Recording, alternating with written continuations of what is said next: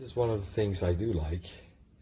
As I come near it, the keypad lights up because it has a motion sensor. So it preserves the battery, but at the same time, it has a motion sensor to light up. The door sensors are pretty good, actually.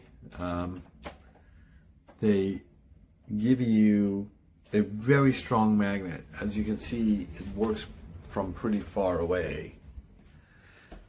And the motion sensor is reasonably tiny, actually very tiny, and easily aimable.